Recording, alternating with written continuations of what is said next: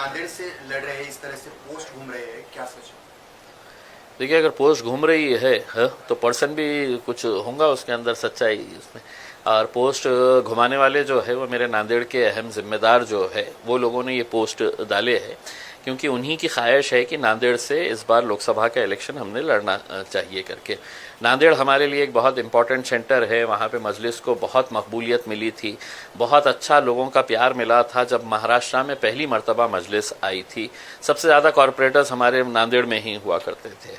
उसके बाद विधानसभा के भी इलेक्शन हमने लड़े हैं, और इस बार जब बाई इलेक्शन होने जा रहा है महाराष्ट्र के अंदर इकलौता एक लोकसभा की सीट का नांदेड़ के अंदर, तो वहाँ के लोगों की ख्वाहिश है कि नहीं, हमने इस बार मैदान के अंदर उतरना चाहिए।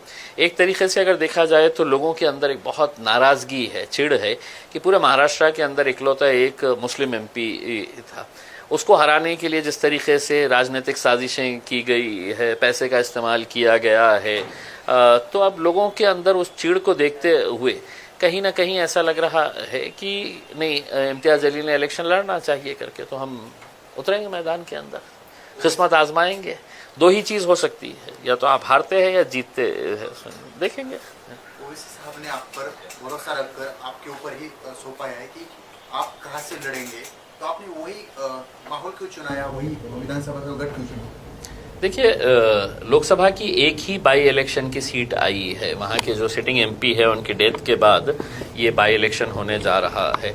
अगर कोई और उससे बेहतर अगर होती कॉन्स्टिट्यूएंसी तो वहाँ पर विचार करे होते, लेकिन चूंकि इकलौती एक सीट है, और जैसा मैंने आपको बताया है कि मजलिस का और नांदेड़ का एक बहुत पुराना रिश्ता रहा है, हमारा बहुत अच्छा ऑर्गेनाइजेशन सेटअप है वहाँ पर, तो हमने नांदेड़ के अंदर जाने का फैसला किए है।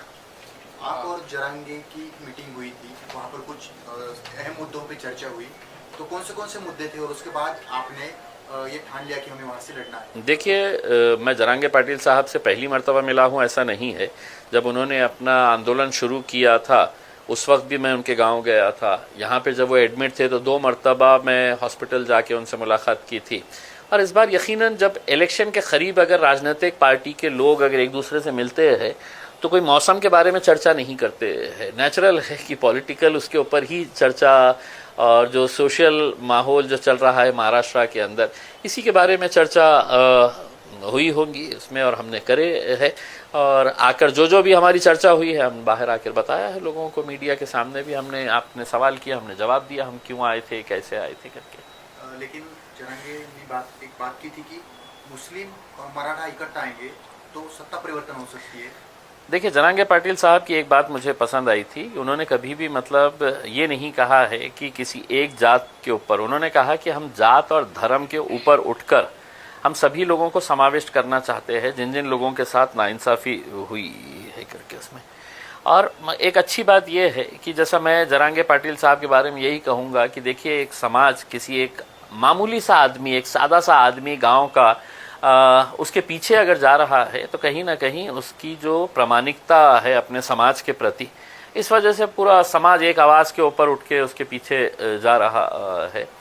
तो यकीनन अब हमारी भी सोच यही है कि जितने भी एस्टैब्लिश्ड पॉलिटिकल पार्टीज़ और एस्टैब्लिश्ड नेता है महाराष्ट्र, लोग हैं तो उनका चेहरा भी नहीं देखना चाह रहे हैं उसमें।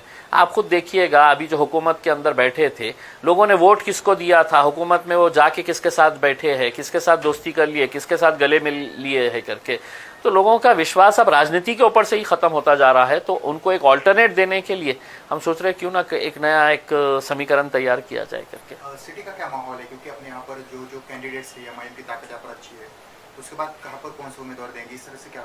चलिए, शुक्र है आपने माना तो सही है कि एमआईएम की ताकत यहाँ पर अच्छी है, अच्छी ही नहीं है बहुत अच्छी है यहाँ पे, और हम पूरी मजबूती के साथ लड़ेंगे जहाँ जहाँ पर भी लड़ना है। हमने बहुत पहले अपना प्रस्ताव महाविकास आघाड़ी को दिया था, अभी तक उनके पास से कोई बात नहीं आई है। अब हमारी कॉन्स्टिट्यूएंसी, हमारे कैंडिडेट्स पूरे तैयार है। अब हम इंतज़ार कर रहे हैं, या तो आप साफ तरीके से बोल दे हाँ या ना। हाँ बोले तो भी हमारी स्ट्रेटजी तैयार है, ना बोले तो भी हमारी, आप अपनी ताकत दिखाना, फिर हम हमारी ताकत दिखाएंगे। पूर्व मध्य से कुछ नाम सामने आ सकते हैं आपकी तरफ से? हाँ, पूर्व मध्य से आएंगे ना, बहुत सारे लोगों ने फॉर्म भरे हैं, बेहिसाब लोगों ने फॉर्म भरे हैं, उसमें से किसी एक का नंबर लगेगा उसमें। या आप दोनों जगह से लड़ेंगे? हो सकता है, मैं तो क्लियर कहा हूँ ना। अगर मेरे क़ायद बैरिस्टर असदुद्दीन अवैसी साहब ने कहा कि नहीं सिर्फ लोकसभा लड़ो तो लोकसभा लड़ेंगे, उन्होंने कहा नहीं विधानसभा ही लड़ो तो विधानसभा लड़ेंगे, उन्होंने कहा कि दोनों जगह लड़ो तो दोनों जगह लड़ेंगे, और उन्होंने कहा कि नहीं दोनों जगह मत लड़ो, तुम लड़ो ही मत, तो नहीं लड़ेंगे।